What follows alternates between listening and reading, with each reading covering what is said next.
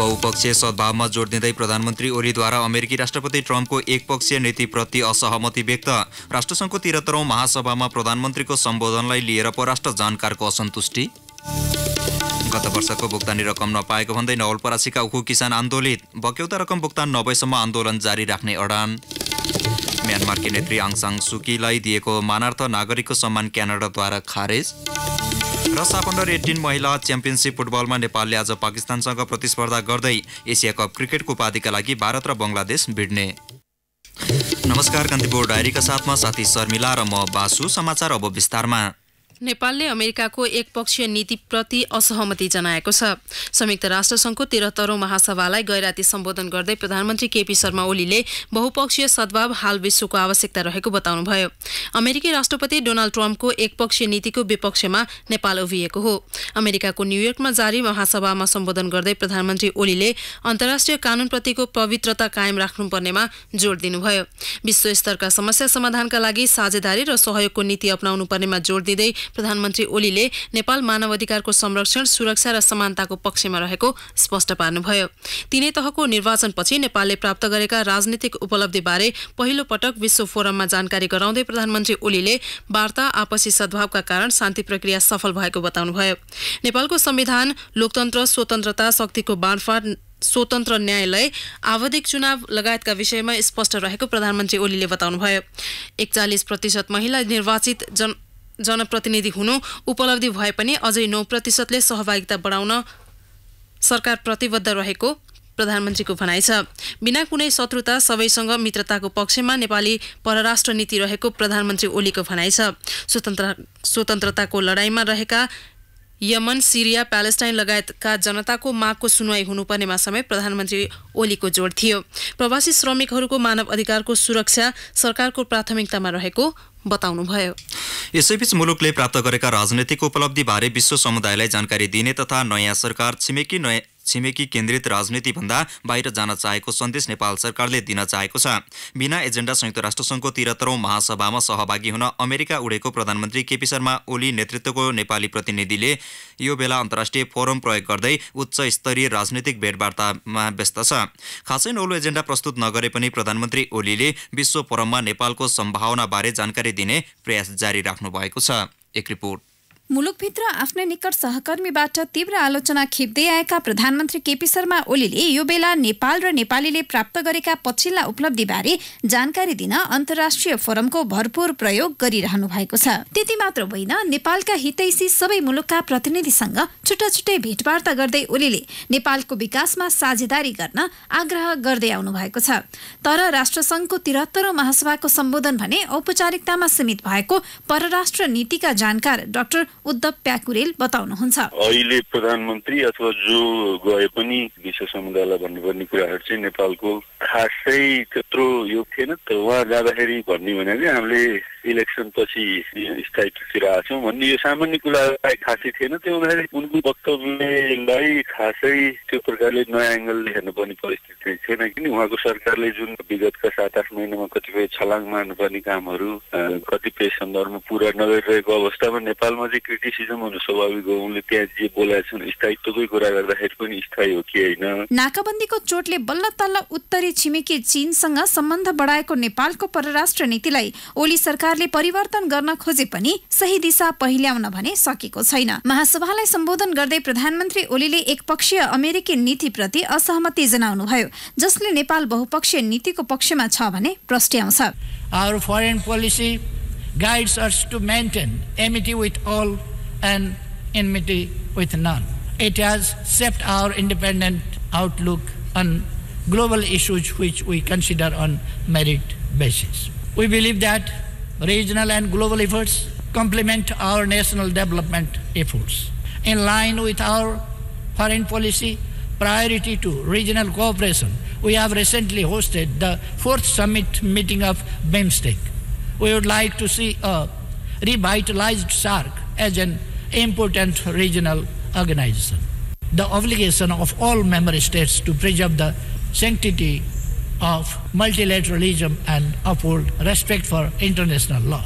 The problems that we confront today at global scale can only be overcome by global collaboration and partnership and absolute trust and confidence. America, Canada, बेलायत, Cambodia, Switzerland लगायत मुलुकका कार्यकारी प्रमुखसँग प्रधानमन्त्री ओलीको भेट भएको छ। राष्ट्रसङ्घको महासभामा सहभागी हुन काठमाडौँबाट अमेरिका पुगेका बिरलैले मात्र यो अवसर पाएका छन्। तर परराष्ट्र जानकार डाक्टर प्याकुरेल प्रधानमन्त्री ओलीको परराष्ट्र नीतिमा नै खोट औल्याउनुहुन्छ। नेपालको अहिलेको परराष्ट्र नीति चाहिँ खालि चीन र भारतमुखी मात्रै भइरहेको सन्दर्भमा बियोन्ड द नेबरहुड जानुपर्ने अवस्था। यदि त्यो सरकारले त्यसो गर्न खोजेको हो भने त्यसको धेरै महत्त्व होला। किनभने अब त्यो चाहिँ एउटा रिचुअल गएर बोल्थिनी अनि फेरि यहाँ आएपछि अरू कदमहरू नहुने खालि नेबरहुडमा मात्रै लाग्ने हो भनेदेखि अन्तर्राष्ट्रिय फोरमहरूमा त्यो प्रकारको महत्त्व चाहिँ दिलाउन सकिन्छ जस्तो मलाई लाग्दैन।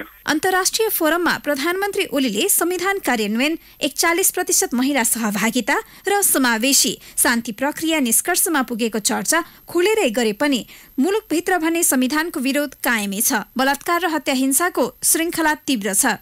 2/3 बहुमत प्राप्त सरकार सिंहदरबारको बहुमतलाई अमेरिकामा प्रदर्शन गर्दै मुलुकको नक्सा रंगीन पर्दाले छोप्दैछ। रेडियो कान्तिपुरका लागि दिवा भट्टराई। श्रम सम्झौताको मस्यौदालाई अन्तिम रूप दिने बारे नेपाल प्रतिनिधिमण्डल र मलेसियाका उच्च अधिकारी बीच आज निर्णायक छलफल हुँदैछ। प्रतिनिधिमण्डलले मलेसियाको गृह तथा मानव संसाधन मन्त्रालयका उच्च अधिकारीसँग छलफल गरी दुई देशबीच श्रम सम्झौताको मस्यौदामा सहमति जुट्न बाँकी रहेका विषयमा समेत सहमति जुटाउने बताइएको छ। यस्तै छलफलमा नेपाली प्रतिनिधिमण्डलले नेपालबाट मलेसियामा कामदार आपूर्ति दुई देशको सरकार सम्मिलित G2G प्रक्रिया मार्फत हुनुपर्ने विषयलाई प्रमुखताका साथ उठाउने भनिएको छ। कामदारको सम्पूर्ण लागत खर्च रोजगारदाता कम्पनी मुलुकले बेहोर्नुपर्ने गरी शून्य लागतमा रोजगारीको अवसर प्रदान गर्ने विषयमा नेपालले जोड दिएको छ।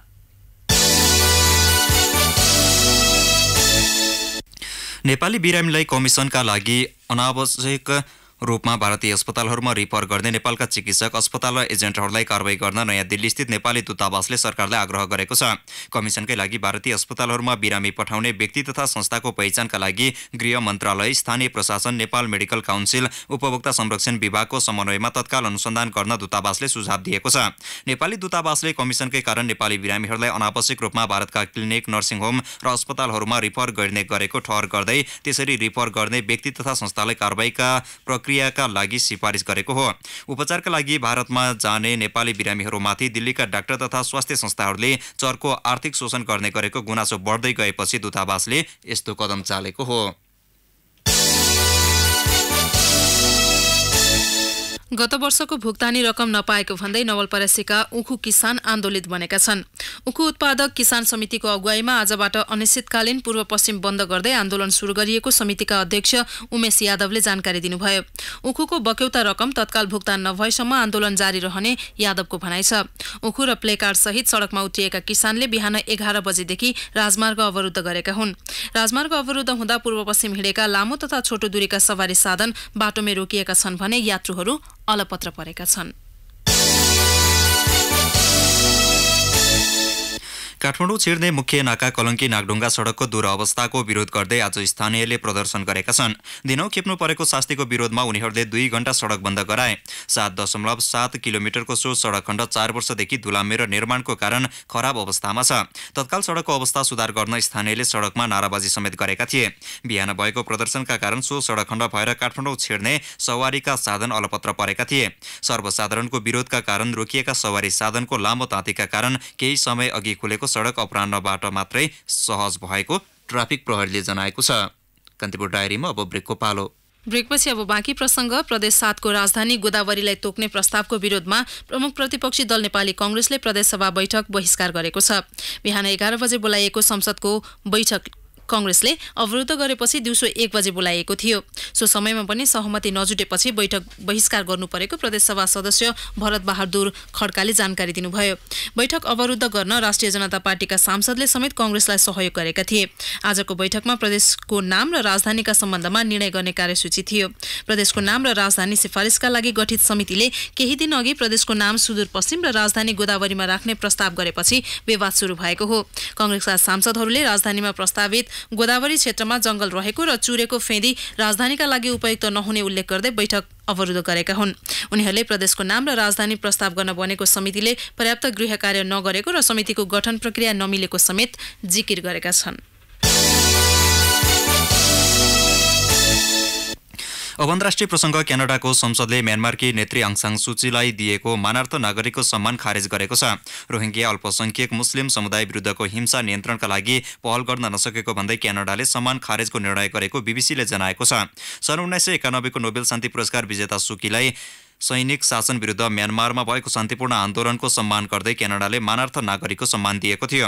रोहिङ्ग्या मुस्लिम समुदाय विरुद्ध भएको नरसंहारका बारे म्यानमारका नेतृत्वमाथि नै छानबिन गर्नुपर्ने संयुक्त राष्ट्रसङ्घले प्रतिवेदन सार्वजनिक गरेको थियो। हिंसाका कारण 7 लाख रोहिङ्ग्या म्यानमार छाडेर अन्यत्र शरण लिन पुगेका छन्। भारतीय सर्वोच्च अदालतले सबरीमाला मन्दिरमा महिला प्रवेशमा रहँदै आएको प्रतिबन्ध हटाउने निर्णय गरेको छ। केरला स्थित हिन्दू धर्मावलम्बीको पवित्र धार्मिक स्थल मध्येको एक सबरीमाला मन्दिरमा अब महिलाले सहजै प्रवेश पाउने भएका छन्। यसअघि सो मन्दिरमा रजस्वला हुने उमेर समूहका विशेष गरी 10 देखि 50 वर्षका महिला माथि प्रतिबन्ध लाग्दै आएको थियो।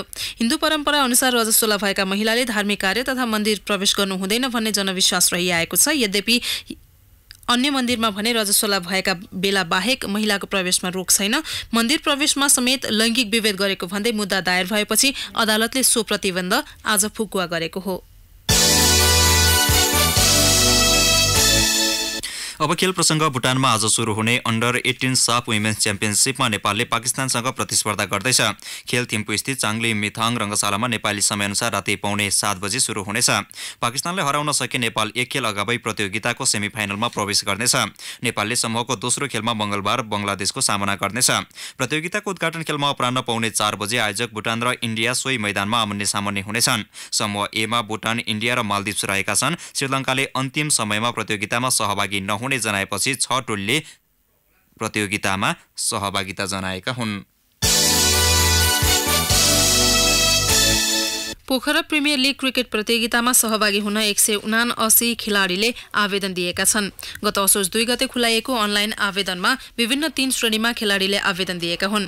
क्याप्ट सिनियरमा 30, क्याप्ट उमेर समूहमा 57 र अन क्याप्टमा 92 जना खेलाडी दर्ता भएको क्वीन्स इभेन्टका प्रबन्ध निर्देशक छुम्बी लामाले बताउनुभयो। क्याप्ट सिनियरमा सिनियर राष्ट्रिय टोलीबाट प्रतिनिधित्व गरेका खेलाडीलाई राखिएको छ। क्याप्ट उमेर समूहमा नेपालको अन्डर 15 देखि अन्डर 23 सम्म खेलाडीको प्रतिनिधित्व गरेका खेलाडी रहनेछन्। अब अन क्याप्टमा राष्ट्रिय उमेर समूह बाहेकका खेलाडीलाई समावेश गरिएको छ। क्याप्ट सिनियर खेलाडीको न्यूनतम मूल्य 50,000 देखि अधिकतम 2,50,000 रुपियाँ तोकिएको छ। क्याप्ट उमेर समूहमा न्यूनतम 50,000 देखि अधिकतम 1,50,000 रुपियाँ निर्धारण गरिएको छ। अनक्याप्ट श्रेणीको खेलाडीको मूल्य न्यूनतम 30,000 देखि 1,00,000 रुपियाँ राखिएको छ। पीपीएलका लागि एक टिमले कम्तीमा 15 देखि अधिकतम 18 खेलाडी राख्नुपर्नेछ। हरेक टोलीले एक मार्की खेलाडी, 2 जना विदेशी खेलाडी र 2 जना लोकल आइकन प्लेयर राख्नुपर्ने प्रावधान छ। पोखरामा हुने प्रतियोगिताका लागि खेलाडी अक्सन पर्सि आइतबार राजधानीमा हुनेछ।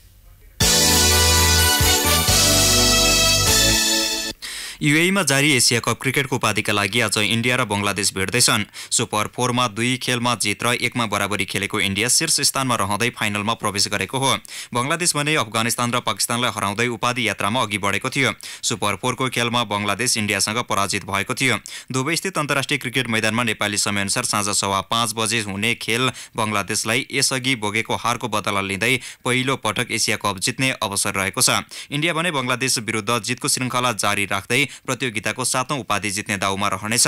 अघिल्लो संस्करणको फाइनलमा पनि यी 2 टोली भिडेका थिए, जसमा इन्डियाले 8 विकेटको प्रभावशाली जित हात पारेको थियो। हौस् नै प्रसङ्गसँगै कान्तिपुर डायरीको यो बुलेटिन अहिलेलाई यहीँ सकिन्छ। 4 बजे हेल्थ एन्ड एजुकेसन डायरीका साथमा उपस्थित हुने नै छौँ। अहिलेलाई साथी शर्मिला र म बासु बिदा हुन्छौँ। नमस्कार।